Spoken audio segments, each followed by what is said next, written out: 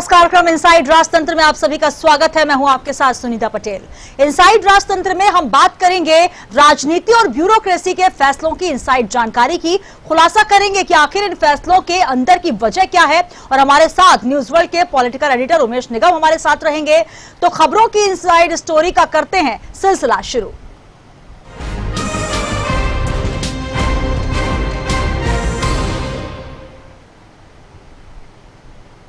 नया वित्तीय वर्ष शुरू होते ही फाइनेंस डिपार्टमेंट ने भुगतान की लिमिट तय कर दी है। जी हां, हालांकि केंद्र सरकार के अनुदान से चलने वाली कुछ विभागों की योजनाओं में भुगतान की छूट दी गई है। वित्त विभाग ने ट्रेजरी से किए गए भुगतान की राशि बैंक खाते में जमा करने पर भी रोक लगाई है। और इसके साथ ही फाइनेंस डिपार्टमेंट ने सरकारी महकमे के लिए इस वित्तीय वर्ष के बजट को आवंटित कर दिया है। विभागों के लिए व्यवस्था तय कर दी गई है। विभागों को मुक्त श्रेणी के खर्चों के लिए 100%, राजस्व व्यय के लिए 80% और पूंजीगत व्यय के लिए 90% से अधिक बजट जारी किया गया है। इसी विषय पर विस्तार से जानकारी हासिल करेंगे हमारे साथ जुड़े हुए उमेश निगम जी। निगम जी, जिस प्रकार से हम बात कर रहे हैं वित्त विभाग की जो बजट जारी किया गया है, तमाम उसके लिए प्रतिशत भी बताए गए हैं, आपसे इसके लिए जानकारी हासिल करना चाहेंगे। सुनीता, 1 अप्रैल से नया वित्तीय वर्ष चालू हो जाता है और जो बजट विधानसभा से पारित होता है फिर उसके हिसाब से विभागों को राशि का आवंटन किया जाता है जी। और फिर वो विभागों में कामकाज शुरू होता है, उनको राशि मिलती है। तो इसके लिए वित्त विभाग, चूंकि राज्य सरकार की माली हालत बहुत अच्छी नहीं है, तो इसलिए वित्तीय वर्ष के शुरुआत से ही वित्त विभाग ने जो खर्चे हैं उस पर किस तरह से अंकुश लगाया जाए, इसके लिए पूरी गाइडलाइन तैयार कर ली है। और सभी विभागों को भुगतान के लिए कि कितनी राशि का भुगतान होगा और किस राशि से ऊपर की लिए मंजूरी वित्त विभाग से लेना होगी, ये सारी चीजें बना के जी हर विभाग के जो प्रमुख हैं उनको भेज दी गई है। उसके अलावा जो आयुक्त ट्रेजरी होते हैं कोष एवं वित्त के, उनको भी भेज दिए, जिससे कि बिल यदि कोषालय में लगता है तो उसका भुगतान नहीं हो पाएगा। तो इसके लिए कुछ छूट भी दी गई है, जिसमें निर्माण कार्य जो अधोसंरचना से जुड़े हुए हैं, जैसे पीडब्ल्यूडी है, नगरीय प्रशासन विभाग है, जल संसाधन के कुछ मद हैं, ऐसे और भी कई विभाग हैं जो निर्माण कार्य से जुड़े हुए हैं उनमें, और वन विभाग के कुछ मद हैं जो वाइल्ड लाइफ से जुड़े हुए, उसमें जो कुछ प्रोजेक्ट हैं उसको लेके वित्त विभाग ने 25 करोड़ तक की छूट दी है। उसके बाद की राशि के लिए वित्त विभाग से अनुमति लेना होगी। यदि भुगतान के लिए बिल लगवाना होता है या भुगतान करवाना होता है किसी विभाग को, तो उसके लिए फाइनेंस डिपार्टमेंट से परमिशन लेना होगी। इसके अलावा कई बार क्या होता है सुनीता कि विभाग वाले ट्रेजरी से प्रोजेक्ट की जो राशि होती है उसका आहरण तो कर लेते हैं, करने के बाद उनको बैंकों में रखते हैं और बैंकों में एफडी बनवा देते हैं। उससे जो ब्याज की राशि आती है उससे विभाग के दीगर काम करवाते हैं। तो फाइनेंस डिपार्टमेंट ने इस तरह के किसी भी काम को पूरी तरह से प्रतिबंधित कर दिया है कि कोई भी विभाग किसी भी योजना में किसी भी मद की राशि कोषालय से जो है वो विड्रॉल नहीं करेगा। और यदि करते हैं विड्रॉल तो वो करने के बाद ठेकेदारों का भुगतान है उस किया जाए, या और जहां भी भुगतान करना है उसको भुगतान किया जाए, लेकिन उस राशि को निकालने के बाद ट्रेजरी से बैंकों में किसी तरह से जमा न की जाए। इसके लिए वित्त विभाग ने ये प्रमाण पत्र देने के लिए कहा है कि जो बैंकों में खाते हैं उनकी खातों की बैलेंस के जो है पूरी फोटोकॉपी, और उसके बाद एक विभाग के जो प्रमुख है वो प्रमाण पत्र दें कि जो राशि निकाली गई है उसको बैंक में जमा नहीं किया गया है जी। इसके अलावा जो वित्त विभाग ने कौन कौन से मदों में आहरण के लिए मंजूरी लेने की जो है वो तय की है, उसमें मुख्यमंत्री कृषक फसल उपार्जन सहायता योजना है, प्रधानमंत्री आवास योजना है, स्मार्ट सिटी की योजनाएं हैं, हाउसिंग फॉर ऑल है।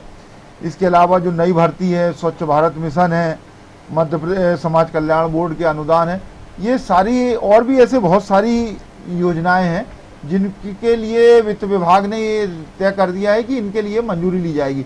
और जो केंद्र सरकार से सुनीता मिलता है अनुदान जी, उसमें जरूर छूट दी गई है कि क्योंकि वो केंद्र सरकार की राशि है और केंद्र सरकार की राशि पूरी मिल जाती है, तो उस राशि के यदि बिल लगते हैं तो उसका भुगतान किया जाएगा, तो उसमें किसी तरह की कोई दिक्कत नहीं आएगी। बिल्कुल, तो लिमिट तय कर दी गई है। भुगतान की लिमिट तय करने के साथ ही फाइनेंस डिपार्टमेंट ने बजट के खर्च के भी नियम बना दिए। यहाँ पर निगम जी सबसे महत्वपूर्ण बात, जिस प्रकार से आप बता रहे हैं कि तमाम जो डिपार्टमेंट्स हैं, तमाम जो विभाग हैं, उनके लिए बजटिंग का एक पैमाना, एक लिमिट तय कर दी गई है। साथ ही ट्रांसपेरेंसी जो है वो बनी रहे, क्योंकि जो खाते में आप राशि रखते हैं उसके लिए आपको पूरा ब्यौरा देना होगा, पूरा हिसाब किताब देना होगा। तो कुल मिलाकर ये कहा जा सकता है कि तमाम विभागों में निष्पक्षता रहे और एक ट्रांसपेरेंसी बनी रहे।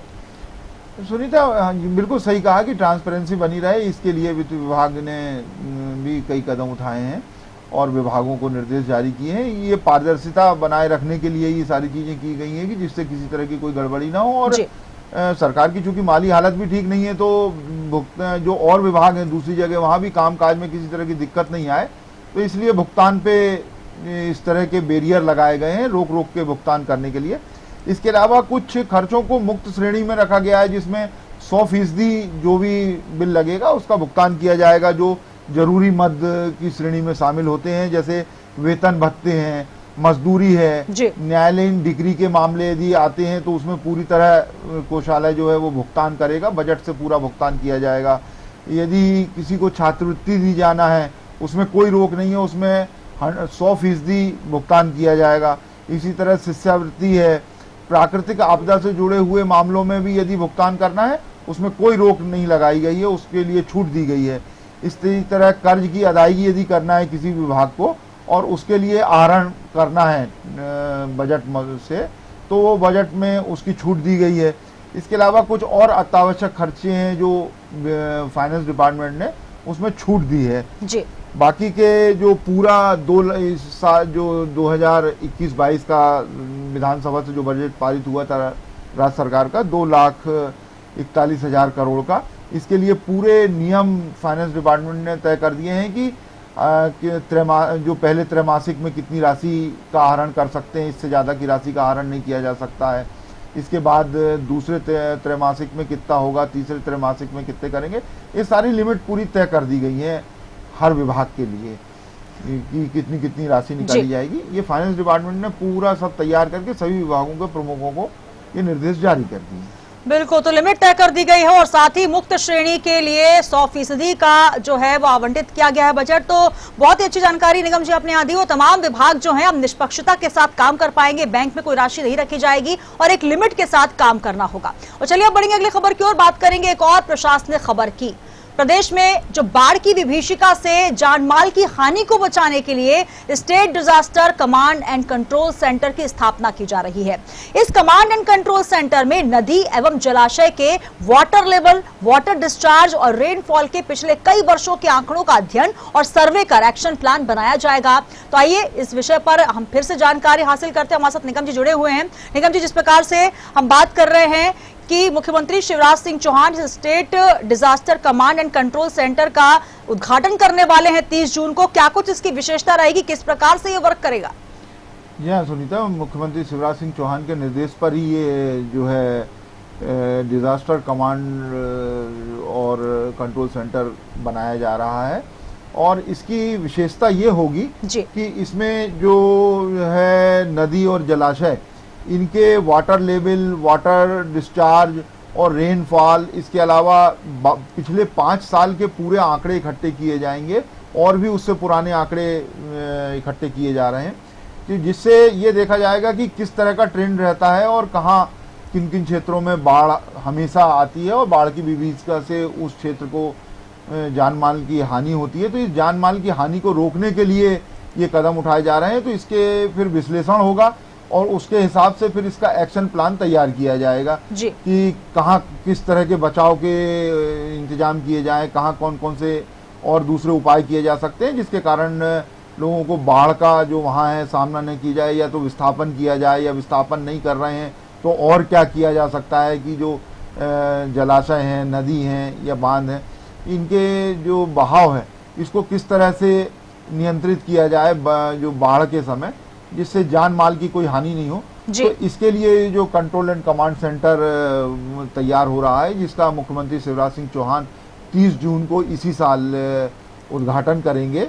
और इसके लिए इसकी जिम्मेदारी जो है मैप आईटी को दी गई है। मैप आईटी पूरा नक्शे तैयार कर रहा है कि कौन कौन से गांव जो हैं वो डूबत क्षेत्र में आते हैं और अक्सर डूब जाते हैं बाढ़ के कारण, और किस तरह की दिक्कतें खड़ी होती हैं जी। तो उन सब चीज़ों को बचाने के लिए और जान माल की हानि ना हो, इसके लिए कंट्रोल एंड कमांड सेंटर जो है वो विश्लेषण का भी काम करेगा और सारी तैयारी करेगा। इसके हिसाब से पूरा एक्शन प्लान तैयार होगा और संबंधित विभागों को वो निर्देश जारी होंगे कि इस तरह से आपको सारे काम करना है। बिल्कुल, तो कहीं ना कहीं अगर ये निगम जी पूरा आकलन किया जाए, जिस प्रकार से आईटी मैपिंग की जाएगी, डिजास्टर मैनेजमेंट, क्योंकि एक बहुत बड़ा विभाग है और कहीं ना कहीं प्राकृतिक आपदा को अगर हम देखें तो एक बहुत बड़ी हानि उसमें होती है, जानमाल की हानि होती है, बहुत बड़ी क्षति सरकार को भी होती है और कहीं ना कहीं उसके लिए क्षतिपूर्ति के लिए विभाग बनाया गया है। लेकिन अगर पहले से ही ये समझ में आ जाए कि किस प्रकार से प्राकृतिक आपदा आने वाली है, या पिछले जो कुछ सालों का अगर हम आकलन कर लें तो कहीं ना कहीं आने वाले समय में जो विभीषिका आने वाली है, जो समय जो डिजास्टर का आने वाला है, उसको भी कंट्रोल किया जा सकता है। तो कहीं ना कहीं ये कहा जाता है कि सरकार इस विषय में काफी चिंतित है। यही वजह है कि अब पूरा का पूरा एक कंट्रोल सेंटर बनाया जाएगा, मैपिंग की जाएगी और सलीके से इस पर काम किया जाएगा। जी हाँ, बिल्कुल। उससे ये जो पिछले साल के आंकड़े हैं, इसके आधार पे पूरा विश्लेषण होगा और अध्ययन किया जाएगा, तो उससे ये चीजें सामने आ जाएंगी कि कहाँ कहाँ किस तरह का ट्रेंड है, किस तरह से आता है और कौन कौन से क्षेत्र हैं जो प्रभावित होते हैं। बहुत सारे ऐसे गांव हैं जो अक्सर डूब में आ जाते हैं और वहाँ के लोगों को या तो विस्थापन करना पड़ता है या और भी बहुत सारी दिक्कतों का सामना करना पड़ता है। तो उसके लिए क्यों ना पहले से इंतजाम किए जाए, इसीलिए ये कंट्रोल एंड कमांड सेंटर इन्हीं सारी चीज़ों पे काम करेगा। और जो पुराने आंकड़े हैं वो आंकड़ों के आधार पे ही सारा अध्ययन होगा और अध्ययन के बाद पूरा एक्शन प्लान तैयार किया जाएगा। बिल्कुल, जल संसाधन विभाग आंकड़े इकट्ठे कर रहा है, ये जानकारी निगम जी हमें दे रहे हैं, बहुत अच्छी जानकारी, क्योंकि लगातार अगर हम देखें तो जल संसाधन विभाग अपना काम जरूर करता है सिलसिलेवार तरीके से, लेकिन जिस प्रकार से अब सिलसिलेवार तरीके से काम किया जाएगा या एक चरणबद्ध तरीके से काम किया जाएगा, तो कहीं ना कहीं सरकार और जो आईटी सेंटर है उसको एक साथ मिलकर काम करते हुए जितनी भी जो चीजें ऐसी हैं जो नहीं हो पा रही थी उन पर भी अब काम करने में मदद मिलेगी और इसकी मैपिंग भी की जाएगी। चलिए रुकेंगे यहाँ पर एक छोटे से ब्रेक के लिए। ब्रेक के बाद हम आपको दिखाएंगे एक और ऐसी खबर जो कि जुड़ी हुई है हमारे विशेष सेगमेंट से, तो बने रहिएगा हमारे साथ।